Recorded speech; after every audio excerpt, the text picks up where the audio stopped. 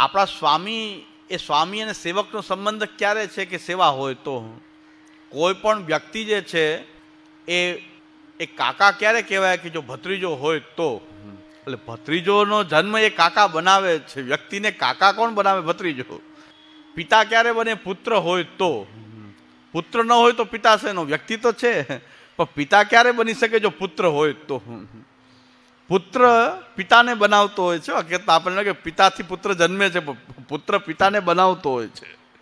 કેવી રીતે બનાવે છે કે હું પુત્ર છું તો તમે પિતા છો ને. હું પુત્ર ન હોય તો પિતા કોણ થાય? કેવી રીતે થાય? ભત્રીજો ન હોય તો કાકા કેમ થાય? કાકા વ્યક્તિ કાકા બને એ ભત્રીજાને કારણે બને છે. એમ આપણે જ્યારે સેવક છીએ અને પ્રભુ આપણા સ્વામી છે, ક્યારે? જો સેવા થતી હોય તો. સેવાનો સંબંધ ન હોય તો એ સ્વામી કેમ છે ને તમે સેવક કેમ છો? વચ્ચે સેવા છે તો એ સ્વામી અને સેવક આપણે કહેવાશું. પ્રભુ આપણા સ્વામી અને હું સેવક છું. વચ્ચે એ બેને જોડતી કડી જે છે એ સેવા છે. એટલે વેદની અંદર એમ કીધું છે કે વિદ્યાસંધિ પ્રવચનગુસંધાનમ આચાર્ય પૂર્વ રૂપમ અંતેવાસી ઉત્તર રૂપમ વિદ્યાસંધિ પ્રવચનગુસંધાનમ અથાધિ વિદ્યમ. તો અથાધિ વિદ્યમ આચાર્ય પૂર્વ રૂપમ અંતેવાસી ઉત્તર રૂપમ વિદ્યાસંધિ પ્રવચનગુસંધાનમ. આ વેદ કહે છે. વેદ એમ કહે છે આચાર્ય છે, આ બાજુ એનો શિષ્ય છે, અંતેવાસી છે. આચાર્ય જે છે એ વેદ ભણાવે છે અને અંતેવાસી છે વેદને ભણે છે. એ બે વચ્ચેની સંધિ શું છે? એ બેનું જોડાણ કેના થાય છે? વિદ્યા. એ વિદ્યા બે વચ્ચે જો વિદ્યાનો સંબંધ હોય તો આચાર્ય છે, આ અંતેવાસી છે. ગુરુ અને શિષ્ય, અને ગુરુ અને શિષ્ય ક્યારે કહેવાશે? ગુરુ શિષ્ય કહેવાય કે જો વચ્ચે વિદ્યાની સંધિ હોય તો. આ બેની સંધિ વિદ્યા છે. વિદ્યાની સંધિ હોય તો આ શિક્ષક છે, આ એનો અંતેવાસી છે એટલે શિષ્ય છે, આ ગુરુ છે. પણ બે વચ્ચે વિદ્યાની સંધિ હોવી જોઈએ. અત્યારે જેટલા પણ ગુરુ અને શિષ્યના સંબંધ છે વિદ્યા સંધિ વગરના છે. ગુરુ નથી વિદ્યા આપતા ને શિષ્ય કોઈ વિદ્યા લેતા નથી. અને આખા પંડાળ ભર્યા હોય, ગુરુ છત્ર લગાડીને બેઠા હોય, ભણે છે કોણ? કોઈ ભણતું કોઈ નથી. ચમત્કાર માટે કોઈ ગુરુ બનાવી લેતા હોય છે કે કંઈક ચમત્કાર કરશે ગુરુ, કંઈક આશીર્વાદ આપી દેશે, કોઈ ચમત્કાર કરી દેશે. પણ શાસ્ત્ર કહે છે કે નહીં, તમે શિષ્ય ત્યારે કહેવાશો કે જ્યારે તમે વિદ્યા ગ્રહણ કરતા હો. ગુરુને પણ એમ કે તમે ગુરુ ક્યારે? કે તમે જો વિદ્યા આપતા હો તો. એ બેનું સંધાન જે છે, એ સંધિ જે છે એ વિદ્યા છે. વિદ્યા સંધિ પ્રવચનગુસંધાનમ. તો પ્રવચન કરવું એટલે કે તમે ભણ્યા છો એ તમે ભણાવો, એને પ્રવચન કહેવાય. પ્રવચન એટલે ભાષણ નહીં હો. રાજકારણી ભાષણ કરે ને પ્રવચન ના કહેવાય. રાજકારણી ભાષણ કરતા હોય એ પ્રવચન ના કહેવાય. કારણ કે ખૂબ પોતે વિદ્યાનો સ્વાધ્યાય કરતા હોય અને એ પોતાની વિદ્યાને જ્યારે આપતા હોય, ખૂબ સ્વાધ્યાય કરવો જોઈએ. એ વિષયનો એને ખૂબ સ્વાધ્યાય કરેલો હોવો જોઈએ. ડાયરેક્ટ ઓલી ગાઈડ હોય એમાંથી ભણાવતો હોય તો એ પ્રવચન ના કહેવાય, એ પ્રવંચન કહેવાય. ઉપર મીંડું લાગી જાય, વંચન, એકબીજાને છેતરે છે. આ એકબીજાને છેતરપિંડીનો ધંધો છે. પ્રવચનની ઉપર એક મીંડું લગાડો, પ્રવંચન, તો પ્રવંચન થઈ જાય, પ્રવચન ના કહેવાય. પ્રવચન તો એ છે કે તમે ખૂબ વિદ્યા ભણ્યા છો, એનો તમે સ્વાધ્યાય કરો છો અને પછી તમે એ વિદ્યાને જ્યારે તમે આપતા હો એ વિધિને કહેવાય છે પ્રવચન. તો પ્રવચન છે બેયનું જોડાણ છે. પ્રવચન ચાલતું રહેશે તો આચાર્ય અને શિષ્યનો સંબંધ જળવાયેલો રહેશે. વિદ્યા કપાઈ ગઈ તો ન ગુરુ છે, ગુરુ ખાલી દીક્ષા આપીને નીકળી જાય. તમે પૂછો, પ્રશ્ન પૂછો કે અમને આ ષોડશ ગ્રંથ ભણાવો, તેમ કે ટાઈમ નથી, સમય નથી, પરિશ્રમ થાય, તો તમે હવે ગુરુ ન રહ્યા ને. તમને ભણાવવામાં જો પરિશ્રમ થતો હોય તો તમે ગુરુ નથી, તો ગુરુ નથી. તો હવે અમે શિષ્ય, તમે અપેક્ષા રાખો કે હવે તમે અમારી પાસે સેવકની જેમ રહો. તમે શિષ્ય છો, પણ હવે શિષ્ય રહ્યા ક્યાં? તમે વિદ્યા ન આપી, તમને વિદ્યા આપવામાં શ્રમ થાય છે, તમે ગુરુ નથી. અને અમે હવે તમારા કોઈ શિષ્ય નથી. પુષ્ટિ માર્ગની હજી એક વિશેષતા અહીંથી પ્રકટ થઈ રહી છે. મહાપ્રભુજી પુષ્ટિ માર્ગની એક બીજી વિશેષતા છે કે અહીં શિષ્ય નથી બનાવવામાં આવતા કોઈને. આપણે ત્યાં શિષ્ય શબ્દ છે જ નહીં. અમારે કોઈ દીક્ષા આપીએ, કોઈને કોઈ દીક્ષા આપી તો એમ ના કે હું તમારો શિષ્ય છું. આપણે સેવક શબ્દ બોલીએ છીએ. અહીં સેવક શબ્દ બોલાય છે. શું કામ બોલાય છે? અમારા સેવક નહીં, કૃષ્ણના સેવક. દીક્ષા તમને કૃષ્ણના સેવક બનવા માટે આપવામાં. એટલે સેવક શબ્દ પાછા ઘણાને એમ થઈ ગયું કે અમારા સેવક. અમારા સેવક નહીં. મહાપ્રભુજી પોતાના સેવક નથી બનાવ્યા, કૃષ્ણના સેવક બનાવ્યા છે. એ વસ્તુનો ઉલ્લેખ મહાપ્રભુજી અહીં કરી રહ્યા છે કે જો સેવા નહીં કરીએ આપણે તો પછી આપણે એ સેવક કેવી રીતે કહેવાશું? ભગવાનને સ્વામી આપણે કેવી રીતે કહેશું? આ મારા સ્વામી છે, હું સેવક છું. જો સેવા નહીં કરીએ તો એટલે હું તો પ્રભુનો અત્યાજ્ય સેવક છું. એ ગૌરવ છે આપણે કે હું ભગવાનનો સેવક છું. અને ભગવાન મારા લૌકિક સ્વામી જેવા સ્વામી નથી કે મારા દોસ્તથી મને ત્યાગી દે. ઘણાને બહુ અપરાધનો ભય છે કે આમ સેવામાં ભૂલ થાય તો અપરાધ થઈ જાય, આમ થઈ જાય તો અપરાધ થઈ જાય. લોકો સેવાથી ડરવા માંડે, અપરાધ થઈ જાય, અપરાધ થઈ જાય. પણ મહાપ્રભુજી કે આજ્ઞા કરે છે કે તમે સેવાના શુદ્ધ ભાવથી પ્રભુની સેવા કરો છો ત્યારે ન લૌકિક પ્રભુવત કૃષ્ણો ન દ્રષ્ટવ્ય કદાચન. એ લૌકિક સ્વામી જેવો નથી કે અપરાધ થાય એટલે છોડી દે. એ આપણો સ્વીકાર કરે છે, સત્ય સંકલ્પ વાળો છે. એટલે આપણે નિરંતર ભગવત સેવા કરશું તો જ આપણું સેવકપણું એ સાર્થક છે. અને આ સેવા સમર્પણપૂર્વક કરવાની છે. આપણે સેવા માટે આ સેવાને સર્વસ્વ માનીએ, કારણ કે હું પ્રભુનો સેવક છું, સેવા મારું સર્વસ્વ છે, ખાલી કર્તવ્ય નહીં પણ મારું સર્વસ્વ છે, એવો ભાવ રાખશું તો મહાપ્રભુજી કહે છે તમે આ જન્મમાં જ કૃતાર્થ થઈ ગયા. તમે આ જન્મની અંદર તમે બધું પ્રાપ્ત કરી લીધું. તો એ શ્રી મહાપ્રભુજી આશીર્વાદ પણ આપી રહ્યા છે કે સર્વમ સમર્પિતમ ભક્ત્યા કૃતાર્થોસી સુખી ભવ. હવે તમે આનંદમાં રહો, કારણ કે તમે ભગવાનના સેવક થઈ ગયા છો. તમે તમારા સેવાને સર્વસ્વ માની લીધું છે તો આ સેવાના સુખનો નિરંતર તમે અનુભવ કરતા રહેશો. એટલે તમે સમર્પિત છો સેવા માટે. આ સમર્પણના સિદ્ધાંતને આપણે સમજી રહ્યા છીએ કે આ સમર્પણનો સિદ્ધાંત કેવો છે કે આપણને નિશ્ચિંત બનાવે છે કે હું પ્રભુનો છું, મને જેવી આવડે એવી સેવા મારે કરવી જોઈએ. ઘણા કે સેવા આવડતી નથી. ભાઈ આવડવાનો વિષય નથી. તમારો ભાવ એ પ્રભુની સેવાનો છે કે મને આવડતી નથી. ઘણાને એમ થાય છે કે અમને આવડતું નથી. પણ આવડવું જરૂરી નથી. કોઈ માતા પોતાના પુત્રને કેવી રીતે રાખે, કોઈ મારીને રાખે, કોઈ ડરકાવીને રાખે, કોઈ બહુ ચાગલા બનાવીને રાખે. એ તો દરેક માતા દરેક પોતાના પુત્રને કેમ રાખે છે. દરેકમાં એક ભાવ કોમન છે, એને પુત્ર પ્રત્યે સ્નેહ છે. મારે છે તો સ્નેહથી મારે છે. એનો સ્નેહ, કોઈને ગરમ સ્વભાવ છે તો મારીને છોકરાઓને રાખે છે, કોઈ સ્નેહથી રાખે છે, કોઈનો ઠંડો સ્વભાવ છે તો એ રીતે રાખે. પણ એક ભાવ કોમન છે એની અંદર કે પુત્રને એનું પાલન કરવા માંગે છે, એનું રક્ષણ કરવા માંગે છે, એના પ્રત્યે એને સ્નેહ છે. એને મારવામાં પણ સ્નેહ છે, એ મારવામાં પણ એને સ્નેહ છે. તો સ્નેહનો ભાવ મુખ્ય છે, સેવાનો ભાવ મુખ્ય છે. પ્રભુ મારા સ્વામી છે. આપણને જે રીતે આવડી રહી છે એ પ્રકારથી આપણે શ્રી મહાપ્રભુજીની કાનીથી એ ઠાકોરજીની સેવા આપણે કરવી જોઈએ અને સહજ ભાવથી કરવી જોઈએ. કારણ કે આપણું અંતર્યામી છે, આપણો પરમાત્મા છે, પરમાત્મા રૂપથી આપણી સાથે જ છે. તો પછી એની સાથે આપણે બહાર રહેવામાં વાંધો શું? એ અંતર્યામી રૂપે તો બિરાજે જ છે આપણા હૃદયમાં, એ જ બહાર પ્રકટ થાય છે. તો આપણો નિત્ય સંબંધી છે આ તો, કે જે આપણે નરકમાં જશું તો અંતર્યામી તો સાથે જ આવશું. આપણા કર્મ ખરાબ હશે કદાચ નરકમાં જવું પડે તો અંતર્યામી ત્યાં આપણને છોડતા નથી. ભગવાન સાથે જ અંતર્યામી, પણ બીજા બધા છોડી દે પણ ભગવાન અંતર્યામી રૂપે સાથે જ હોય છે. નરકનો પણ ભય નથી. કદાચ નરક હોય તો પણ નરકેમાં પણ ભગવાનનું સાનિધ્ય તો આપણને રહેશે જ જો આપણે એના અત્યાજ્ય સેવક બનીને આપણે રહ્યા છે તો. અને એક વસ્તુ આપણા અંતઃકરણને બહુ સ્પર્શી જાય એવી વાત શ્રી આચાર્ય ચરણ કરી રહ્યા છે. ઇતિ શ્રી કૃષ્ણદાસસ્ય વલ્લભસ્ય હિતમ વચ ચિત્તમ પ્રતિદાકરણે ભક્તો નિશ્ચિંતતામ વ્રજેત. હવે શ્રી મહાપ્રભુજી પોતાના સ્વરૂપને પણ પ્રકટ કરી રહ્યા છે કે તમે જો મારા અનુયાયી હો, તમે મને ગુરુ માનતા હો તો હું પોતે કહું છું કે ઇતિ શ્રી કૃષ્ણદાસસ્ય વલ્લભસ્ય, હું કૃષ્ણનો દાસ છું. મહાપ્રભુજી પોતાને કહે છે હું કૃષ્ણનો દાસ છું. ઇતિ શ્રી કૃષ્ણદાસસ્ય વલ્લભસ્ય હિતમ વચ.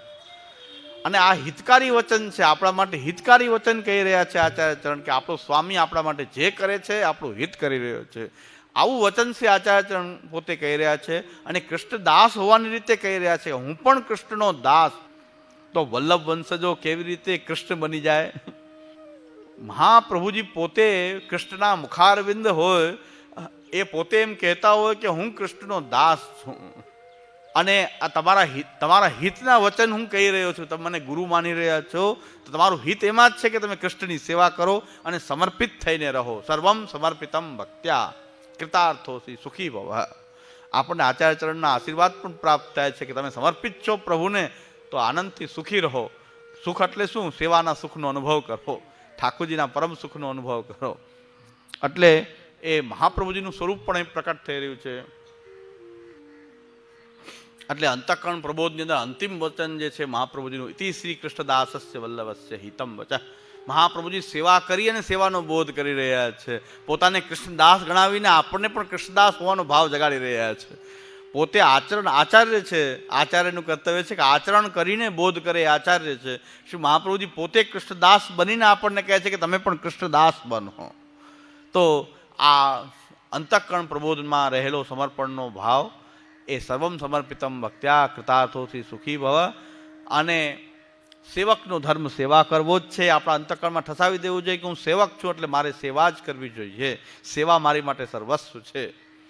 આ અંતઃકરણ પ્રબોધની અંદર શ્રી મહાપ્રભુજીનો બોધ અને એમાં રહેલો સમર્પણનો સિદ્ધાંત, નિરંતર આપણે સમર્પિત થઈને સેવા કરવાનો બોધ જ આપણને અંતઃકરણ પ્રબોધમાં પ્રાપ્ત થાય છે.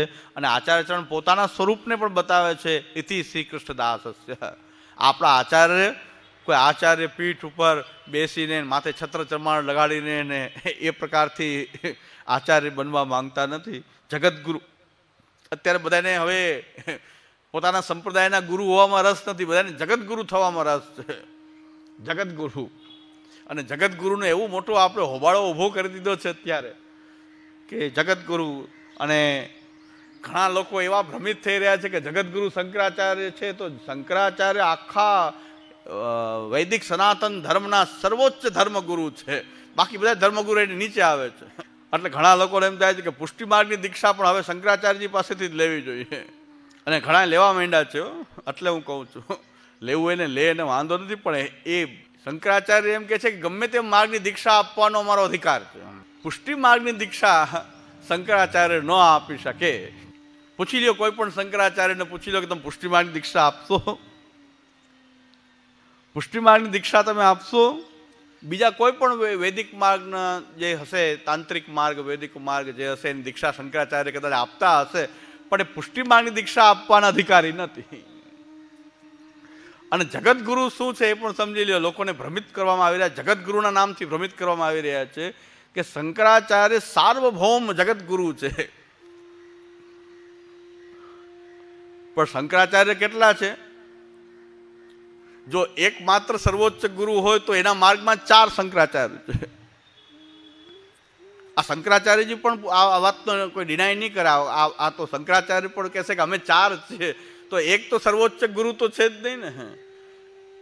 એને 4 ઝોન છે, એની પાસે પણ 4 ઝોન એ લોકોએ પાડેલા છે. આદિ શંકરાચાર્ય જે વ્યવસ્થા કરેલી છે મઠની, એ પ્રકારની વ્યવસ્થાના આધારે એ પણ 4 છે. અને એ 4 શંકરાચાર્ય જે છે એમાં પાછો વિવાદ ચાલે અમુકને, કે અમુકને શંકરાચાર્ય માનવા તૈયાર છે ને અમુકને નથી માનવા તૈયાર. તો સાર્વભૌમનો અર્થ કે તમે એકમાત્ર હો, આખું બધા તમારા શિષ્ય હોય તો તમે સાર્વભૌમ જગતગુરુ થાય. હકીકતમાં શંકરાચાર્યજી પણ આવું નહીં માનતા હોય, કારણ કે એ લોકો પણ સમજે છે કે સાર્વભૌમ કેવી રીતે કહી શકાય, કારણ કે તમે આખા ભારતની ભૂમિમાં પણ 4 છો, એક તો છો નહીં. એક વાત. બીજી કે જગતગુરુનો અર્થ કે આખું જગત તમને ગુરુ માને છે. જગતગુરુનો અર્થ શું? કે આખું જગત તમને ગુરુ માને છે. આખું જગત હો, અનંત કોટી બ્રહ્માંડ આખું જગત કહેવાય. આખું જગત તમને ગુરુ માને છે, તમને બધા જ ગુરુ માનવા તૈયાર છે. પેલી વસ્તુ, ગામમાં કોઈ જાણે નહીં ને હું વરની ફઈ એમ કેમ ચાલે? ગામમાં કોઈ જાણે નહીં, ઓલો ના પડે ના અમે ગુરુ નથી માનતા, નહીં તોય અમે જગત ગુરુ. પણ તમને જે માને એના તમે ગુરુ છો ને. તમારા સંપ્રદાયના તમારા અનુયાયી તમને ગુરુ માને ને એ તમને જગતગુરુ માનતા હોય તો જગતનો અર્થ તમારો સંપ્રદાય થશે. જગતનો અર્થ આખું જગત નહીં થાય. જેમ કે બ્રાહ્મણ જે છે, આપણે 10 બ્રાહ્મણને ઘરમાં જમાડવા બોલાયા, હા, અને 10 જમી લે એટલે આપણે શું કહેશું? બધા બ્રાહ્મણોએ જમી લીધું. બધા બ્રાહ્મણો જમી લીધું એટલે કે આખા જગતમાં જેટલા બ્રાહ્મણ છે બધાએ જમી લીધું કે ખાલી બોલાવ્યા હતા? નિમંત્રિતા એવા, ખાલી નિમંત્રિતા બ્રાહ્મણા બોધયિતવ્ય. સર્વે બ્રાહ્મણા બોધયિતવ્યનો અર્થ થશે નિમંત્રિતા. જેને નિમંત્રણ આપ્યું છે એ જ ને, કે અનિમંત્રિત બધાએ જ બ્રાહ્મણો કે જમી લીધું? બધા બ્રાહ્મણો જમી લીધા છે. આપણે એમ કહેશું ચાલો હવે બ્રાહ્મણોએ જમી લીધું છે, હવે બીજા બધા જમે, પેલા બ્રાહ્મણ ભોજન પેલા કરાવું. તો ત્યાં આપણે સર્વ શબ્દનો પ્રયોગ કર્યો. બધા બ્રાહ્મણો જમી લીધું, બધા સર્વ. સર્વનો અર્થ શું થશે? 10. એમાં જગતનો અર્થ પણ એમના સંપ્રદાય પૂરતો જ થશે, કારણ કે એમના સંપ્રદાય વાળા એમને ગુરુ માને છે. એટલે જગતનો અર્થ અહીંયા આખું જગત તો લેવાશે નહીં, કારણ કે આપણે પણ જગતમાં જ આપણે માનીએ છીએ. શંકરાચાર્યને આપણે ગુરુ નથી માનતા. શંકરાચાર્યોને અત્યારના કોઈ શંકરાચાર્યોને આપણે ગુરુ નહીં માનીએ. આપણે તો વલ્લભાચાર્યના અનુયાયી છે, વલ્લભાચાર્યજીને ગુરુ માનશું. તો આખું જગત તો માનતું નથી. એક પણ બાકાત હોય ત્યાં સુધી આખું જગત તો કહેવાશે નહીં. એક જણો પણ ન માનતો હોય તો. અને જોવાની ખૂબી એ છે કે 4 શંકરાચાર્ય 4 અથવા બહુ તો 5, એક કાંચી પીઠવાળા જે છે એ પણ વિવાદિત છે, કે કોઈ કાંચી પીઠને માને કોઈ ન માને. આપણે 5 ગણીએ, પણ અત્યારે શંકરાચાર્યનું લેબલ લગાડીને ફરવાવાળા 64 જણા છે. હવે આમાં સાચા કોણ? અને સાચા શંકરાચાર્ય લડી રહ્યા છે કે આ ખોટા છે, શંકરાચાર્યનું લેબલ લગાડી રહ્યા છે, અને એનો બોલબાલા વધારે. એ ચાંદીનું સિંહાસન તો બધા બનાવી લે, કોઈ છત્ર બનાવી લે, 2 માણસ ઉભા રાખી દે. જગતગુરુ શંકરાચાર્ય તો બનાવટી જગતગુરુ શંકરાચાર્ય ઘણા બધા છે. એટલે આપણે સમજી લેવું જોઈએ, જગતગુરુનો અર્થ છે કે સ્વસંપ્રદાય. જગતનો અર્થ આખું જગત નહીં. આ ભૂલ ભરેલી ભ્રમણા ઉત્પન્ન કરી દેવામાં આવી છે, અને ખોટો આવો પ્રચાર પ્રસાર કરવામાં આવે છે કે જગતગુરુ કેવલ શંકરાચાર્ય. જગતગુરુ કેવલ શંકરાચાર્ય, પણ આખું જગત તો એમને ગુરુ માનતું નથી. શું ઇસ્લામ વાળા ગુરુ માનશે? જગતમાં ઇસ્લામ વાળા નહીં આવે તો ગુરુ માનશે એમને? ક્રિશ્ચનો શું એમને ગુરુ માને? હાલો વૈદિક ધર્મ લઈએ તો પછી વૈદિક ધર્મમાં પણ વૈદિક ધર્મ બધા એમના ગુરુ ક્યાં માની રહ્યા છે? રામાનુજાચાર્યના શિષ્યો, મધ્વાચાર્યજીના શિષ્યો, વલ્લભાચાર્યજીના શિષ્યો, નિંબાર્કાચાર્યજીના શિષ્યો, ચૈતન્ય મહાપ્રભુના શિષ્યો, ઘણા બધા બીજા આચાર્યો છે. તો દરેક આચાર્યના અનુયાયી તો એમના આચાર્યને ગુરુ માની રહ્યા છે. શંકરાચાર્યને તો સર્વ કોઈ માનતું નથી ગુરુ. તો શંકરાચાર્યનો અર્થ થશે કે શાંકર સંપ્રદાય જે છે, આદિ શંકરાચાર્યજીએ જે શાંકર મત પ્રકટ કર્યો, એમનો જે સંપ્રદાય છે એ સંપ્રદાયના એ આચાર્ય છે. જગતગુરુ, હવે એ લોકો એને જગતગુરુ કહેતા હોય તો જગતગુરુ, પણ જગતનો અર્થ સંપ્રદાય જ થશે, ખાલી સ્વ સંપ્રદાય. આખું જગતના ગુરુ તો ભગવાન સિવાય કોઈ ન હોઈ શકે.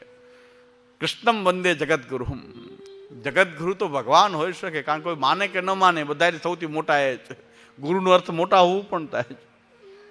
જગતગુરુ કોઈ માને કે ન માને, ભગવાનને કોઈ લેબલની જરૂર નથી, કારણ કે ભગવાન સર્વના ગુરુ છે. ભગવાન સિવાય તો બધા જગતગુરુ તો એ સ્વ સંપ્રદાયના આચાર્ય જ છે. એટલે આવી કોઈ ભ્રમણા વૈષ્ણવની અંદર ઊભી કરવામાં આવે કે જગતગુરુ શંકરાચાર્ય બધાના સર્વોચ્ચ જગતગુરુ છે. ના ના ના, આ જગતનો અર્થ સંપ્રદાય જ થાય, કારણ કે આખું જગત તો ગુરુ માનતું નથી. અને એ લોકોને પણ 4 પાર્ટ છે, એટલે એક પાર્ટના જ ગુરુ છે. એમનું ક્ષેત્ર બાંધેલું છે. આખા ભારતના 4 ભાગ કરીને એક મઠ શંકરાચાર્યનો છે. એ ક્ષેત્રનું પ્રતિનિધિત્વ કરે છે અને ત્યાંનું સંચાલન કરે છે, અને ત્યાં વૈદિક સનાતન ધર્મનું રક્ષા આદિ કરવાનું કાર્ય કરે છે. એટલે શંકરાચાર્ય પોતે એવો દાવો નથી કરતા કે બીજા સંપ્રદાયોના પણ અમે દીક્ષા આપવાના અમને અધિકાર છે. એટલે ખોટી ભ્રમણા આપણે પણ ફસાવવું જોઈએ નહીં. આપણા લોકો પણ કોઈ બોલતા હોય કે શંકરાચાર્ય જગતગુરુ છે, પણ એ એમના સંપ્રદાયના જગતગુરુ છે. આપણા માટે તો શું મહાપ્રભુજી જગતગુરુ અમે તો માનતા જ નથી. અમે મહાપ્રભુજીને જગતગુરુ કહેતા જ નથી.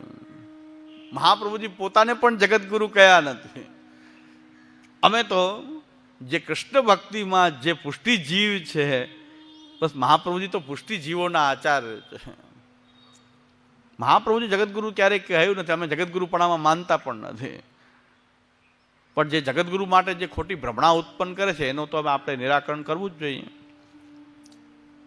એટલે શ્રી મહાપ્રભુજીને આપણે જગતગુરુ, આપણે બીજા જગતગુરુ કે આપણે મહાપ્રભુજીને જગતગુરુ કહેવા માટે, પણ મહાપ્રભુજી જગતગુરુ નથી, કારણ કે આખા જગતને આપણે સમાવવા માંગતા જ નથી. આપણે તો કૃષ્ણ ભક્તિ કરવાવાળા જે પુષ્ટિજીવો છે એમના આપ આચાર્ય છે. એટલે આપણે કહીએ છીએ સ્વીયાનામ તાન નિજાચાર્યાન પ્રણમામિ મુહુર્મુહુ. એ સ્વીય ભક્તોના, પુષ્ટિજીવોના, કૃષ્ણ સેવા, કૃષ્ણ કથા, કૃષ્ણ શરણાગતિ કરવાવાળા જે ભક્તો જે છે, કોઈ શરણાગત છે કૃષ્ણના, એમના આપ આચાર્ય છે. ભગવાને જેનું પુષ્ટિજીવ તરીકે વર્ણન કરેલું છે એમના આપ આચાર્ય છે. આપણા આચાર્ય ચરણ પણ અમે તો ક્યારે પણ નહીં કહીએ કે જગતગુરુ શંકરાચાર્ય છે તો વલ્લભાચાર્ય પણ જગતગુરુ છે. શું કામ? અમે જગતગુરુ અમારા મહાપ્રભુજી અમારી માટે છે, આખા જગત માટે નથી. અને એમના બોધને કારણે જગતનું કલ્યાણ થતું હોય તો અમને કાંઈ વાંધો નથી. પણ મહાપ્રભુજી અમારા છે, પુષ્ટિજીવોના છે, અમે આખા જગતને બનાવવા માંગતા નથી. પણ એના ઉપદેશોને કોઈ અપનાવીને કોઈ પોતાનું કલ્યાણ કરી લેતું હોય તો અમને કાંઈ વાંધો નથી. પણ અમે આખા જગતનો ઠેકો લેવા માંગતા નથી, કારણ કે જગતમાં બીજા સંપ્રદાયોનું પણ અસ્તિત્વ છે, બીજા ધર્મોનું પણ અસ્તિત્વ, કોઈ સંપ્રદાયોનું, પંથોનું અસ્તિત્વ છે. એનો આપણે કોઈ ડિનાય કરવાની કોઈ આવશ્યકતા નથી. એટલે અંતઃકરણ પ્રબોધ દ્વારા શ્રી મહાપ્રભુજી પોતાના સ્વરૂપને પણ પ્રકટ કર્યું. ઇતિ શ્રી કૃષ્ણદાસસ્ય વલ્લભસ્ય હિતમ વચા ચિત્તમ પ્રતિ યદાકરણ્ય ભક્તો નિશ્ચિંતતામ હૃદય. અને એટલું મનમાં તમને ઠસાઈ ગયું કે હું કૃષ્ણનો દાસ છું, તો તમે નિશ્ચિંત થઈ જાઓ. ભક્તો નિશ્ચિંતતામ હૃદય. એટલે મહાપ્રભુજીએ આ અંતઃકરણ પ્રબોધમાં આટલું સમર્પણ પ્રભુ પ્રત્યે, દાસ હોય એટલે દાસ તો ભગવાનને સમર્પિત જ હોય. નિરંતર હું પ્રભુને સમર્પિત જ છું એ ભાવના ક્યારે આપણે છોડીએ નહીં. તો આપણે નિત્ય દાસ છીએ પ્રભુના. શ્રી કૃષ્ણદાસસ્ય ઇતિ શ્રી કૃષ્ણદાસસ્ય વલ્લભસ્ય હિતમ વચા. એટલે મહાપ્રભુજીના હિતકારી વચન છે કે આપણે પણ આપણા અંતઃકરણમાં હંમેશા એ કોતરીને રાખવા જોઈએ, જેના કારણે આપણે નિરંતર સમર્પિત રહીએ અને ભગવત સેવા કરતા રહીએ. તો આ અંતઃકરણ પ્રબોધ ગ્રંથ અને છેલ્લો ગ્રંથ હવે સમર્પણનો જે છે નિરોધ લક્ષણ, આ બધા ગ્રંથોના સારાંશને આપણે સમજી રહ્યા છીએ ઓછા સમયમાં વધારે કાર્ય કરવા માટે. પછી આટલા સિદ્ધાંત જો સ્પષ્ટ થઈ જાય તો પછી આપણે શાંતિથી અધ્યયન કરીએ તો પણ વાંધો નથી. પણ આટલા સિદ્ધાંતોને સ્પષ્ટ કરીને આપણે આપણા સમર્પિત જીવન જીવવા તરફ આગળ વધી જવું જોઈએ, સેવાના માર્ગમાં જોડાઈ જવું જોઈએ. બધું સમજીને સેવા કરવા જશું તો એ આપણો સમય સેવાનો હશે કે નહીં સવાલ હશે. થોડું સમજીને, મૂળભૂત સિદ્ધાંતોને સમજીને આપણે સેવા, કથા, શરણાગતિ, જે સાધનાનો માર્ગ આપણે અધિકાર અનુસાર આપણા માટે જે આપણને લાગતો હોય એમાં આપણે જોડાઈ જવું જોઈએ. અને પછી નિરંતર આપણે મહાપ્રભુજીના ગ્રંથોનું પાઠ, અધ્યયન કરતા રહેવું જોઈએ.